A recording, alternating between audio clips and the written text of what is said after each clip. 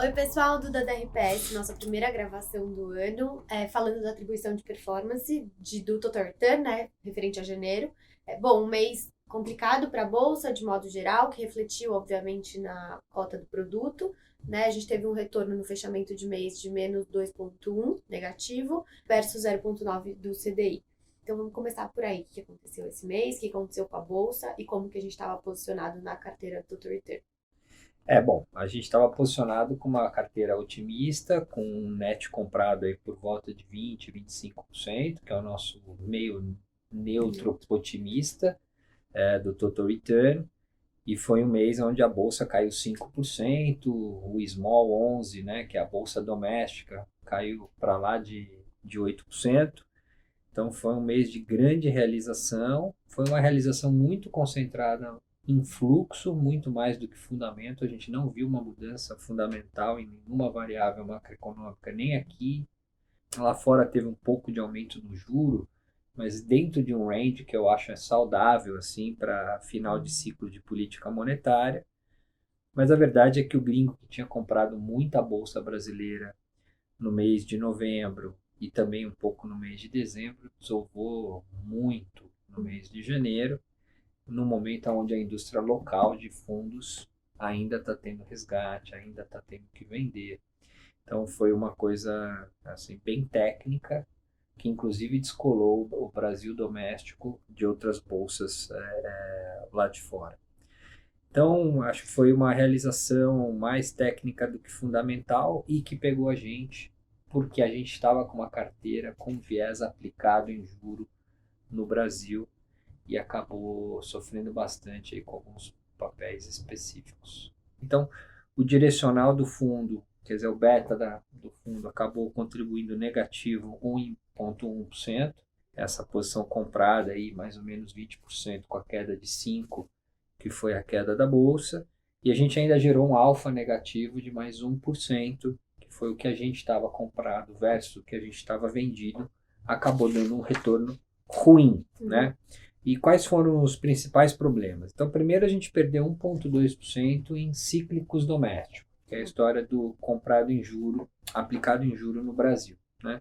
E aí destaque para uma posição que a gente tinha pequena até em MRV, que caiu quase 30% no mês, a nossa posição em oncoclínicas, uma posição em CVC, a gente até tinha montado uma estrutura em opções também em Small 11, que foi ruim, a Azul, então acho que esse foi o lado, assim, a gente estava com a carteira que teoricamente se beneficiaria no ambiente de queda de taxa de juro, e ela foram setores aí que performaram bastante mal.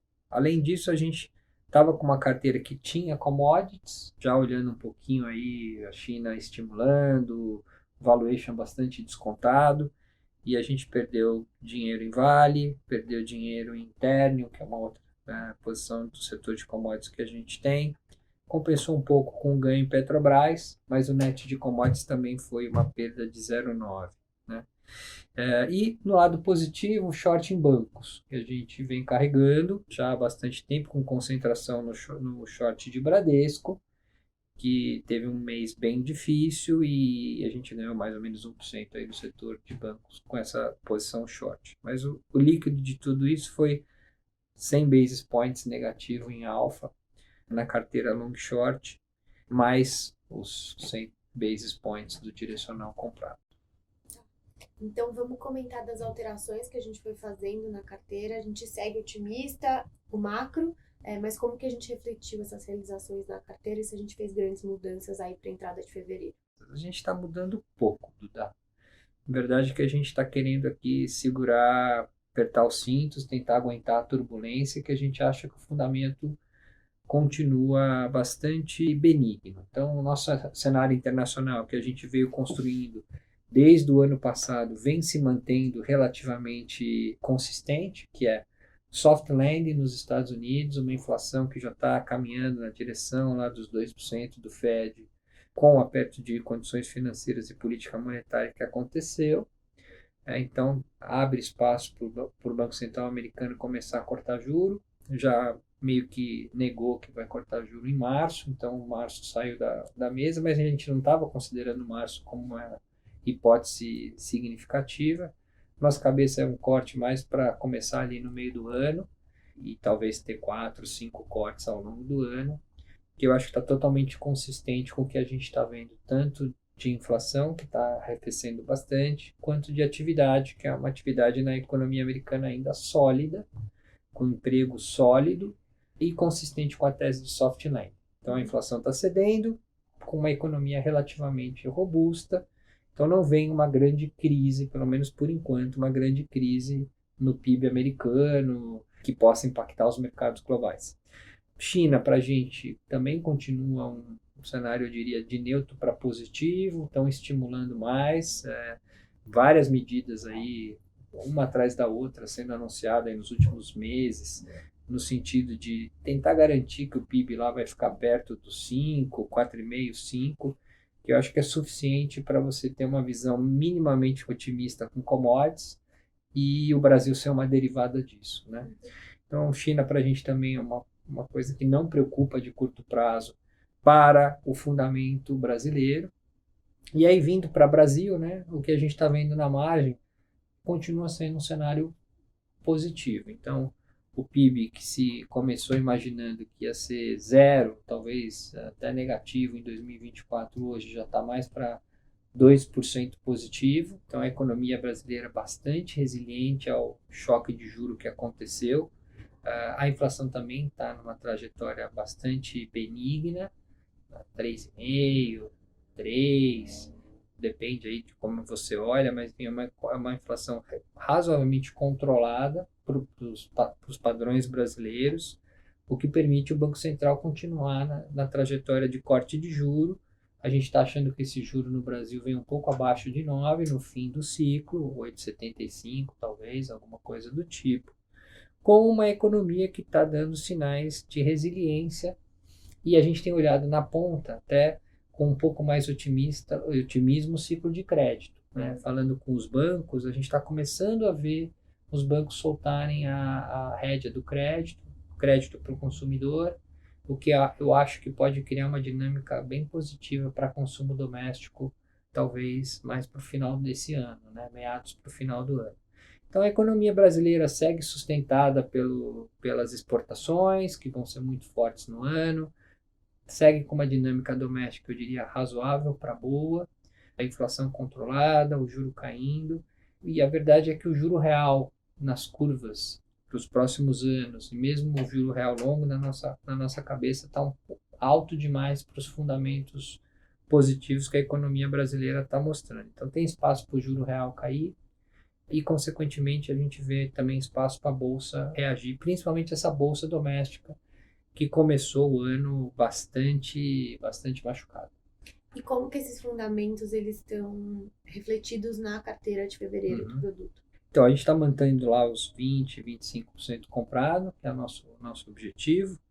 A ideia é ter uma carteira ainda aplicada em juro Brasil, e aí a gente tem concentrado as nossas teses no setor de construtora de baixa renda, com posição maior em direcional. A gente tem aplicado um setor mais defensivo, que é o setor de utilities, através de Eletrobras e Copel. Estamos com uma posição que a gente já vem carregando desde a eleição do ano passado do Tarcísio em Sabesp. Então a gente tem uma posição em bond proxies assim, bastante importante dentro do fundo. Na parte de consumo a gente está cada vez mais aumentando um pouco mais o beta, comprando coisas um pouco mais arriscadas, vamos dizer assim, com a visão aí do juro caindo, da economia resiliente, e o mercado começar a procurar essas teses um pouco mais cíclicas.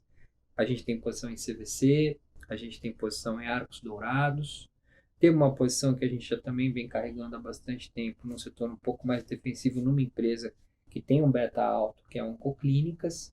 Principalmente isso. Seguimos também com uma posição dentro do total return de mais ou menos entre 3% e 5% que tem oscilado em Argentina. Aliás, estive na Argentina semana passada fazendo várias reuniões. Sigo com uma cabeça bem otimista de que as coisas vão mudar lá, não vai ser fácil. Inclusive, ontem teve uma notícia negativa de que o Milei não conseguiu aprovar no Congresso aquela lei grande que ele estava querendo aprovar. Mas acho que faz parte da batalha política que vai ser colocar a Argentina no eixo de novo. estou assim, bem convicto que eles estão na direção certa, o valuation é muito barato, mas tem muito beta, né? Um negócio muito arriscado, então a gente tem colocado uma posição pequena para ir ganhando convicção assim à medida que as etapas vão acontecendo do processo de mudança da Argentina. E aí a maior posição é em YPF e Vista, que são setores mais defensivos, que é o setor de petróleo por lá. Então essas são as principais posições, tentar sobreviver esse período aí de venda de gringo do Bovespa, enquanto o local tá sem fluxo. Mas olhando assim um cenário de médio prazo, eu vejo valuation barato, fundamento bom, o que é normalmente raro no Brasil. Quando as coisas parecem boas, as coisas estão muito caras. E a gente hoje vê uma combinação de preço e de fundamento que justifica uma posição mais otimista em Brasil. Obrigada, Eu que Paulo. agradeço. Até mês que vem. Até Tchau, mês que tchau. vem, pessoal.